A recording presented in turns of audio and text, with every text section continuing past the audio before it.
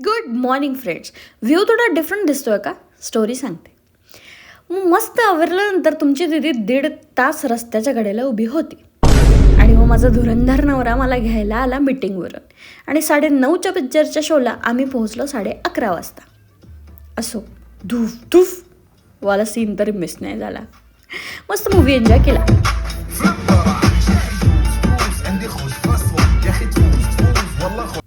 आणि मग पोटात खूप कावळे ओरडत होते.